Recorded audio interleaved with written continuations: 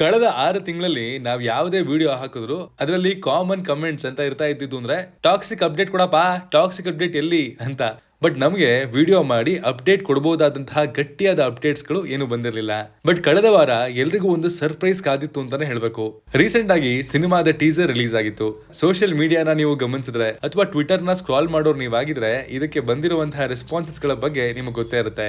ನೂರಾರು ಥಿಯರಿಗಳು, ಅಪ್ಪ ಮಗ, ಹೀರೋ ವಿಲನ್, ಹೀಗೆ ಲೆಕ್ಕವಿಲ್ಲದಷ್ಟು ಫ್ಯಾನ್ ಥಿಯರಿಗಳು ಓಡಾಡ್ತಾ ಇದೆ.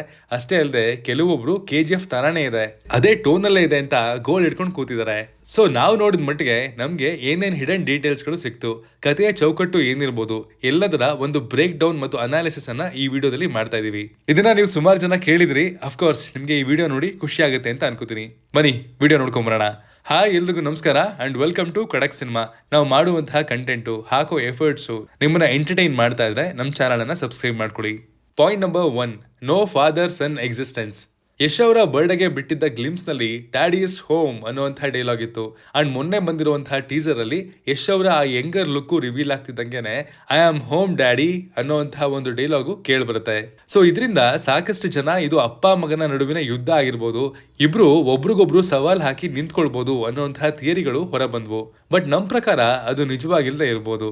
ಅದಕ್ಕೆ ಇಲ್ಲಿ ಬಳಸಿರುವಂತಹ ಓಲೆ ಅಂದ್ರೆ ಇಯರ್ ರಿಂಗ್ಸ್, ಯಶ್ ಅವರ ಆಲ್ಮೋಸ್ಟ್ ಎಲ್ಲಾ ಶಾಟ್ ನಲ್ಲೂ ಒಂದೇ ತರದ ಓಲೆಗಳನ್ನ ಹಾಕಿರೋ ನೀವು ನೋಡಬಹುದು.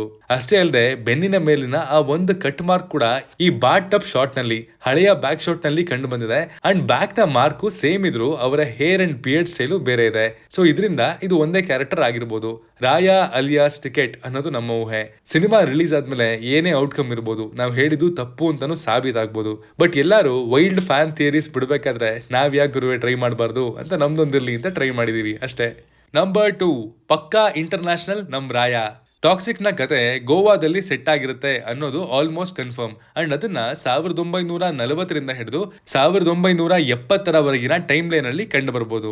ರಿಯಲ್ ರಿಪೋರ್ಟ್ಸ್ ನ ಪ್ರಕಾರ ಈ ಟೈಮ್ ಲೈನ್ ನಲ್ಲಿ ಗೋವಾವನ್ನ ಆಳ್ತಾ ಇದ್ದಿದ್ದು ಪೋರ್ಚುಗಲ್ನವರು. ಭಾರತಕ್ಕೆ 1947ರಲ್ಲಿ ಸ್ವಾತಂತ್ರ್ಯ ಸಿಕ್ಕಿದ್ರು ಸಹ 1961ರವರೆಗೂ ಇವರ ರಾಜ್ಯಭಾರ ಗಟ್ಟಿಯಾಗಿತ್ತು. ಅಂಡ್ ಈ ಕಾಲಘಟ್ಟದಲ್ಲಿ ಜಪಾನ್, ಚೈನಾ ಹೀಗೆ ಹಲವು ಈಸ್ಟ್ ಏಷ್ಯನ್ ಕಂಟ್ರೀಸ್ ಗಳ ಜೊತೆಗೆ ಗೋವಾದ ಪೋರ್ಚುಗಲ್ಸ್ ಟ್ರೇಡ್ ನಡೆಸ್ತಾ ಇದ್ರು. ಇದೇನ್ ಗುರು ಹಿಸ್ಟ್ರಿ ಪಾಠ ಮಾಡ್ತಿದ್ಯಾ ಅಂತ ಕೇಳೋದಾದ್ರೆ, ಈ ಬ್ಯಾಕ್ ಸ್ಟೋರಿ ಯಾಕೆ ಮುಖ್ಯ ಅಂದ್ರೆ ಟೀಸರ್ ನಲ್ಲಿ ಸಾಕಷ್ಟು ಕಡೆ ನಮ್ಗೆ ಚೈನಾ ಅಥವಾ ಜಪಾನ್ ನ ದೇವಸ್ಥಾನಗಳ ಒಂದು ಶಾಟ್ ನೋಡೋದಕ್ಕೆ ಸಿಗ್ತಾ ಇದೆ. ಈವನ್ ಆಕ್ಷನ್ ಸೀನ್ಸ್ ನಲ್ಲೂ ಅದು ಎವಿಡೆಂಟ್ ಆಗಿ ಕಾಣಿಸ್ತಾ ಇದೆ. ರಾಯಾ ಈಗ ಗೋವಾ ಜಪಾನ್ ಟ್ರೇಡ್ ನ ಪಿಲ್ಲರ್ ಆಗಿರ್ಬೋದು. ಬರೀ ಅಲ್ಲಿ ಮಾತ್ರ ಅಲ್ಲದೆ ಜಗತ್ತಿನ ನಾನಾ ಕಡೆ ರಾಯನ ಹೋಲ್ಡು ಗಟ್ಟಿಯಾಗಿರುತ್ತೆ ಅನ್ನೋದು ಒಂದು ಮಟ್ಟಿಗೆ ಕನ್ಫರ್ಮ್. KGF 2 ನ ಇನಾಯತ್ ಖಲೀಲ್ ಸೀನು ಇನ್ನು ಗೂಸ್ ಬಂಪ್ಸ್ ತರಿಸುತ್ತೆ. ಇಲ್ಲಿ ಅದಕ್ಕೂ ಗ್ರ್ಯಾಂಡ್ ಸೀನ್ ನ ಖಂಡಿತವಾಗ್ಲೂ ನಾವ್ ಎಕ್ಸ್ಪೆಕ್ಟ್ ಮಾಡಬಹುದು. ನಂಬರ್ 3, ಇದು ರಾಯನ ಕತೆ ಮಾತ್ರ ಅಲ್ಲ. ಟಾಕ್ಸಿಕ್ ಸಿನಿಮಾ ಅನೌನ್ಸ್ ಆದ ಕೆಲವು ತಿಂಗಳುಗಳ ನಂತರ ಇದರ ಸ್ಟಾರ್ ಕಾಸ್ಟ್ ಲೀಕ್ ಆಗೋದಕ್ಕೆ ಸ್ಟಾರ್ಟ್ ಆಯ್ತು. ಅಂಡ್ ಜಾಸ್ತಿ ಕೇಳಿ ಬರ್ತಾ ಇದ್ದಿದ್ದು ಫೀಮೇಲ್ ಆಕ್ಟ್ರೆಸಸ್ ಗಳ ಹೆಸರು.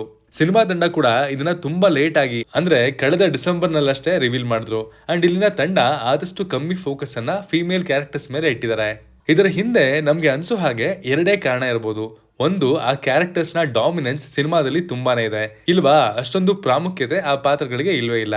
ಹೋಪ್ಫುಲಿ ನಮ್ಮ ಬೆಟ್ಟು ಮೊದಲನೇದೇ ಆಗಿರ್ಲಿ. ಹುಮಾ ಕುರೇಶಿ, ನಯನ್ತಾರಾ, ರುಕ್ಮಿಣಿ ವಸಂತ್, ಕಿಯಾರಾ ಅಡ್ವಾನಿ, ತಾರಾ ಸುತಾರಿಯಾ ಎಲ್ಲರೂ ಒಂದಲ್ಲ ಒಂದು ಕಡೆ ತಮ್ಮನ್ನ ತಾವು ಪ್ರೂವ್ ಮಾಡ್ಕೊಂಡಿರುವಂತಹ ಆಕ್ಟ್ರೆಸಸ್.